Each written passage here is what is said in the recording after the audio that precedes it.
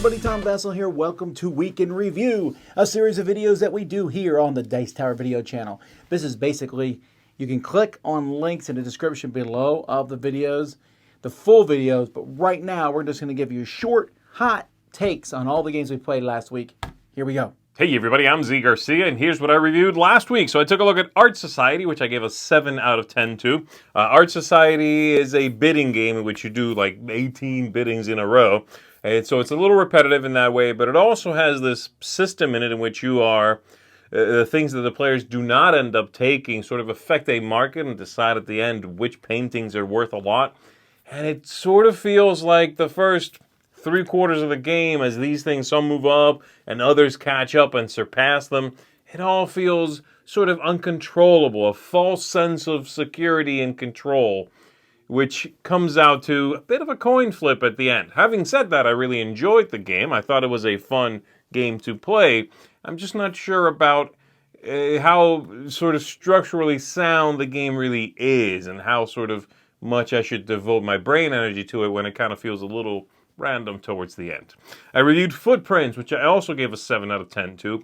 This one is an old school Euro game in which you are using just a handful of cards. You only have 14 rounds or so in the game in order to traverse this land, gather resources, and spend them to put out a cave painting of yours. It's, it's sort of a prehistory cave painting, and build some things along the way, trying to get the most victory points. A very small design, a very tight design, quite punishing, in fact. And it's interesting. I think it's a good one for folks that miss the heyday of Euro games. If you loved your Euro games back in the late 90s, early 2000s, I think this is going to both look, unfortunately, and feel like one of those games from that time. And then lastly, I reviewed the Lost Ruins of Arnak expansion number 2, The Missing Expedition, and I gave it an 8.5. It's fantastic. It's going to give you more content if you love the characters from the first expansion. You get 2 more of that. It's going to give you just more cards if you just want to shuffle more cards into the deck. It's also going to give you a campaign for solo. So you can, if you love playing solitaire Arnak, then now you can go through a little story. It's a pretty good one too, with 6 big chapters, different ways to set up the board, all that. And then if you want to turn it into a cooperative game, you can do that too with up to 2 players. So you can play 2 players going through that same story, but actually cooperating, which is the biggest stretch, I would say, because it does take a game that was never meant to be cooperative and kind of attempt to make it cooperative. It works well. There's not that much interaction between the players except sort of what you talk about. But I enjoyed it a lot. I think it's a great recommendation for people who enjoy the game itself, especially if they are solo gamers. And that's it for me, folks. I'll see you on the next one. Hi, I'm Wendy Yee, and this week I have a couple reviews coming at you. But first off, I did do a rapid fire roundup, and I have some cool games in there like Spellbook and Dreadful Meadows. So you might want to check those out because those were bigger reviews that other people did, and those are just my thoughts in the rapid fire roundup. Now for the actual reviews, the actual games, I did Sleeping Gods, what is it called? Primeval Peril. This is the 2-player version / solo version of Sleeping Gods. And I'd only barely dabbled in the original, so this was fun for me because I was actually able to play it with Chris, and I gave this one a 7.5. I enjoyed it. It's got some good storyline. You get to make some really good decisions, and this was definitely one of those that I thought, like, halfway through the game, I was like, we're not going to survive, and then we did, and we won, so it was exciting. It is definitely a lot longer than it says. It says just a couple hours on the box, and is definitely more than just those couple hours, so be prepared for that. The last game is Nucleum. This one I gave a 9. I absolutely adored it. So this it's a route building game where you're trying to energize buildings and you're making connections between energy places and, or what do you call it, like power plants, like these power plants and buildings that you want to flip over, and then you have to bring the resources like the coal or the nucleum to energize things. But I really love the multi-use tiles that are both your action selection tiles, and then later you can make them routes, which can give you extra bonuses. Like there's just a lot of really cool ways that you can feel clever in this game. So there you go. That's what I did this week. I'm Wendy Yee. Let's see who's next. Check, check. It's Chris time. We've got Bouncing Audio. Hey, this week I took a look at several games here, starting with Flamme Rouge BMX. This is a children's game version of Flamme Rouge, the bicycle racing game. I gave it a 6. That's kid approved. My daughter enjoys playing it. Very quick, very easy. Bag pull, choose one of the 3 tokens, move that number of spaces, and it still has that drafting, the air drafting little catch-up thing. So it's neat, but not one that I want to keep coming back to, but one my daughter does request. So a 6, kid approved. Next up, Art Society, a 7.5. This is a neat little simultaneous bid kind of a game. Each round, one player chooses the paintings that are up for bid. It's a little too random for it to be like one of my favorite, but it does the bidding part really well. One worth checking out, and great production. Next up, Footprints. I give an 8. This is from Chili Fox Games, which usually make better looking games, I think, than this. Some of the visuals, some of the graphics does hurt this a bit for me, but it's also a tricky game that becomes more satisfying the more that you play it. You put the time into it, and it's a really neat race across the board, but it's more than a race. It really is a lot of resource management. So that Footprints an 8. Nucleum from Board and Dice, I also gave an 8. A David Turksey and Simone Luciani game, and I think that this one's really good. It has a few things that some of the markets will clog up with, and there's not many spaces for like those contracts, but I enjoy building the rails out, having the actions and then doing the reset and getting a big income. There's a lot going on, but this one does give me a lot of moments where I do lock up because there's a lot of nested decisions, but I still really like it. Nucleum an 8. Sleeping Gods, Primeval Peril. This is a much smaller version of Sleeping Gods, one that is really great for solo and 2-player play.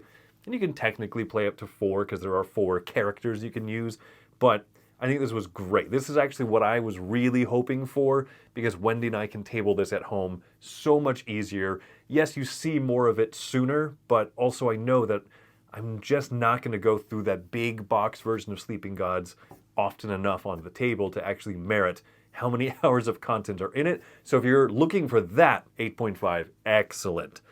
Witchcraft, an 8.5. This is the solo game sequel to Resist, which David Thompson, Roger Tankersley, and I'm forgetting the other co-designer, but these guys have made 2 great games now. This one, 8.5, excellent solitaire game where you're choosing whether to keep people in your deck but use them for weaker abilities, or use them for stronger abilities but then they go to jail because they've exposed themselves as witches even though they're trying to protect the village. Come on, villagers, listen to them. I like the character. I love the art. It looks so great. Witchcraft is phenomenal, and 8.5. We also did some other things, of course, throughout the week, like our Ketchupalooza of Elysium, which I really enjoyed. So make sure to go check those out. And this has been Chris Time. All right, I took a look at 2 different games this week. First up was Nekojima, which I came in at a 7.5 for. I really like dexterity games. They're kind of my wheelhouse. And this game really gave you a good dexterity experience in a filler feel and time frame. So it plays at about 10 to 15 minutes. It's competitive or cooperative, but it really just feels like it's a competitive game. You have these poles that are attached by different colors and different lengths of string that you're trying to place out and ultimately not let any of the wires touch as you do so. You definitely don't want to knock it down because then you lose. And so you're trying to do the best you can and maneuver through these different strings and get the placement just right without knocking the whole tower down. So it's a really punchy game, gives you that dexterity feel, maybe a little not complicated, but convoluted for what it was, and just feels very tricky. I mean, I've lost on like the second turn before. So for that, it does take quite a bit of dock, but if you're looking for a punchy dexterity game right here, Nekojima 7.5. I also took a look at the newest expansion for Lost Ruins of Arnak. This is called the Missing Expeditions. Now this expansion I came in at a 9 on. I was so impressed by it. I loved what it was doing. All the components that come in it can be mixed into the base game. So if you're just looking to beef up your base game, there's something in this for you. If you're a solo player and you're looking to build some story and maybe challenge your play style, then the campaign is a fantastic option. Or if you want to play cooperatively, it gives you the campaign is a cooperative campaign as well. So there's something for everybody in this. At the end of the day, it's just, I love that this enhances the base game. It's going to challenge your skills, make you look at the game a little bit differently, play it a little differently. We always run up that research track. Well, what if it wasn't about the research track? It's about exploring as much as you can. Or you really want to have a lot of items, different things like that. So it really changes the way you play, and I think for me, stretched me outside of the comfort zone in a game that I'm pretty experienced in. So I really enjoyed Lost Ruins of Arnak, The Missing Expedition, and I came in at a 9. That's going to be it for me. Let's keep going. Hey there everybody, it's Mike Delisio, and this week I reviewed 4 games. First up is Nekojima, which I rated a 6. I was a little bit disappointed in this game. I was so excited when it first showed up on the news. It's this dexterity stacking game where you're hanging cats off of strings that represent power lines. I love the theme, I love the components, but the gameplay just didn't quite live up to other stacking type of games, Rhino Hero or even Tokyo Highway. And so really all it had going for it was that look and that theme, and it wasn't enough for me to quite recommend it when there are so many good dexterity stacking games out there. Next up, we have Art Society, which I gave a 7.5 out of 10. This is a neat game where you are on your turn. If you're the active player, you're going to be drawing a number of different size and shape. They're going to be squares or rectangles that are going to go on your player board, which represents a gallery wall. And so you're trying to get bonuses based upon having similar frames next to each other, but you don't want to have similar types of paintings because that's considered to be gauche, and so you lose points. It's a faux pas. So some really nice components, a pretty quick game all told. You're doing simultaneous auctions.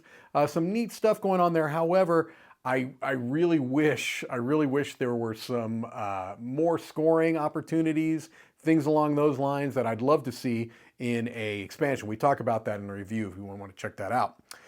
Next up, we have 2 games that get seals of excellence. First up is Sleeping Gods Primeval. Peril gave this an 8.5 out of 10.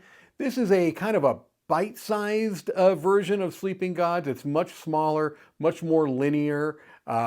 So if you were someone that was interested in Sleeping Gods but were just intimidated, or it didn't fit your kind of play style, these big, long, epic campaign games, this might be something to check out because it still plays in that world, but it's much more linear, much easier to get through a whole campaign. You're talking maybe 4 hours for that. And then finally, another seal of excellence for Witchcraft, another 8.5. This is a follow-up, in a sense, to the game Resist by the same designers and the same publisher, Salt and Pepper Games. In this one, you are playing as a coven of witches, and you are trying to help the people in your little colony there, but you are under a lot of suspicion from people that are, going through the witch trials and things along those lines. So it's a card game where you are trying to, it's a solo card game where you are trying to gain the influence of some jurors. You're trying to get on their good side so that when you go to trial, they're going to vote in your favor. A really difficult game, at least I found so far, but very satisfying, and the art is just stunningly beautiful. That is Witchcraft. All right, well, that's going to do it for me this week. Let's keep it moving. Okay, I took a look at Leaf. Leaf is a pleasant game about connecting leaves, and then the way those points connect, you're basically building a grid of leaves. Allow you to take actions, whether the action is a little area control game, moving up a tree, collecting sets of animals. It's beautiful, light, and easy. 7 out of 10. Nekojima. Okay, so this game here, which is a dexterity cat game. This one, I know that a lot of people are going to like this game. It's all about cats and everything, and it's like a cooperative, it's like a neat dexterity looking game, but for me, this one was just okay. 6 out of 10. It's just there. And then Art Society, this one about filling a wall of paintings, a nice little tile laying game that had some fun aspects to it, but the theme really brought this one to the top for me, a 7.5. But I didn't just do 3 reviews last week. I did 11. But 8 of them were in my 8 short reviews, which you can see them by themselves on our Dice Tower Encore channel, but you can also see them all together. And so there's all different things from the new Escape, Pandemic Escape, and that game to some really terrible ones, so you'll see a variety of ratings there. We also played a couple live plays for you, so go check those out. We continued our role-playing game, so that was a lot of fun. Come by and see the fun and see what happens with the gang as we continue down our learning how to play Dungeons & Dragons, or at least some form of it. And more, our regular shows, so go check out everything that happened this week. Thanks so much for watching. Until next time, I'm Tom Vassell, and this has been Week in Review on the Dice Tower.